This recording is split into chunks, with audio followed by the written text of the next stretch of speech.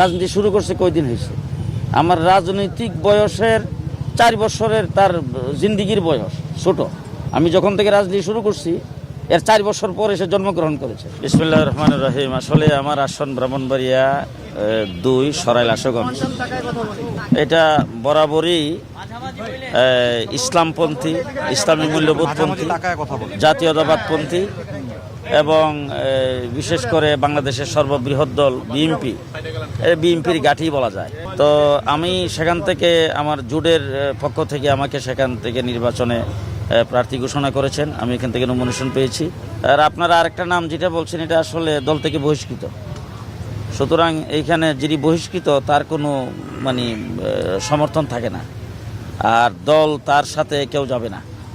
আমি ইনশাল্লাহ ওখানে সর্বস্তরের জনগণ আমাকে সমর্থন করছেন এবং ইতিমধ্যে আপনারা শুনেছেন ব্রাহ্মণবাড়িয়া আলিম উলামায়ে কেরামের দেশ, আলিম উলামায়ে কেরামের জেলা। ওখানকার সর্বস্তর উলামায়ে কেরাম সকলে ঐক্যবদ্ধভাবে আমাকে সেখান থেকে আলিম উলামায়ে কেরামের পক্ষ থেকে একক প্রার্থী হিসেবে ঘোষণা করেছেন। আমি ইনশাল্লাহ ওখান থেকে বিপুল ভোটে বিজয়ী হব ইনশাল্লাহ, এর মধ্যে কোনো সন্দেহ নাই। ব্যাপারটা হচ্ছে কি 1 নম্বর সিটে আমি বললাম তো যে 1 নম্বর হলো সে বহিষ্কৃত, এখন তো সে সেখানকার কিছু না।